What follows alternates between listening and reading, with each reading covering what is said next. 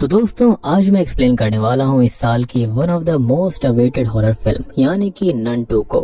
ये movie Conjuring franchise का ही part है और यहाँ पर तो ये उसको काफी बढ़िया तरीके से कनेक्ट भी करती है। ढेर सारे हिंट्स हैं, ढेर सारे चीजें हैं, तो आपको देखने में काफी मजा आएगा। तो चलिए अब बिना किसी देरी के चलते हैं सीधा वीडियो की तरफ।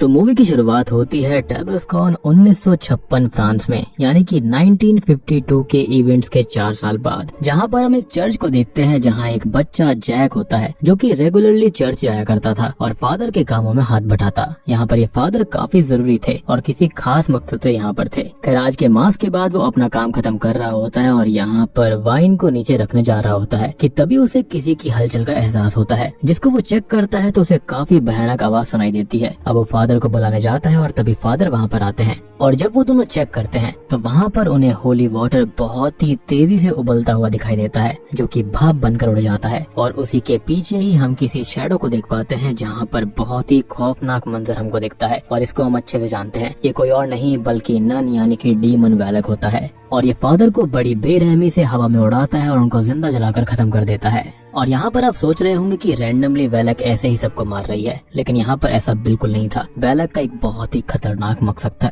डीमन वैलक का यहाँ पर एक बहुत ही भयानक मकसद था इसके पीछे। खैर इसी के साथ में उस चर्च के टॉप फ्लोर पर हम नन को देखते हैं और नीचे एक व्यक्ति अपना बैग लेकर वहाँ से बाहर आता हुआ नजर आता है, यानी कि ये आदमी और वैलक यहाँ पर जुड़े हुए थे। खैर अब सीन यहाँ से शिफ्ट होता है और हमें दिखाया जाता है सिस्टर आयरीन को, जो कि अब किसी चर्च में रहती है। और जैसा कि मैंने बताया कि नन के इवेंट्स के बाद कहानी 4 साल आगे जा चुकी है और यहाँ पर किसी को सिस्टर आयरीन के बारे में ज्यादा नहीं पता कि उन्होंने आखिरी मूवी में वैलक से लड़ाई करी थी, बल्कि सब यही जानते हैं कि वो जो कोई भी सिस्टर थी वो कहीं दूर चली गई थी या फिर पागल हो गई थी। खैर अब आयरीन यहाँ पर अच्छी खासी लाइफ को बिता रही होती है और गॉड की शरण में होती है। तभी यहाँ पर हमें एक नई लड़की डेबरा दिखाई जाती है जिसका इंटरेस्ट यहाँ पर नन बनने में और गॉड की तरफ काफी कम होता है। अब वो दोनों बात करती हैं जहाँ पर डेबरा अपने बारे में बताती है कि उसके फादर ने उसे यहाँ पर भेज दिया क्योंकि उसके भाई देश सेवा के लिए गए हैं, तो फादर ने उसको गॉड की सेवा के लिए भेज दिया है, जिस पर ये दोनों थोड़ा सा मजाक करती हैं। सिस्टर आयरीन अपने बारे में बताती हैं कि उसके फादर ने उसको यहाँ भेजा था और वो उसे उतना खास पसंद नहीं करते थे।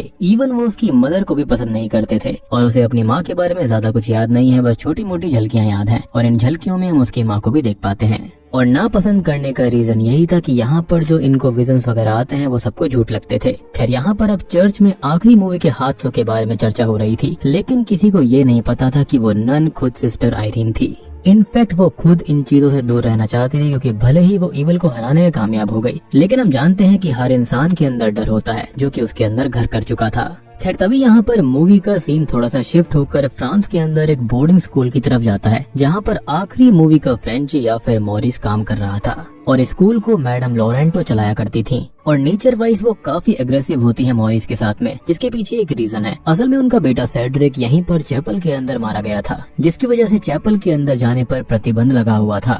खैर यहाँ पर सोफी नाम की एक मासूम सी लड़की भी पढ़ती है जिसकी मदर केट वहीं पर पढ़ाती हैं और मॉरिस सोफी का बहुत अच्छा दोस्त है और उसकी केट से भी अच्छी खासी बॉन्डिंग थी। वो उसकी काफी केयर भी करता है।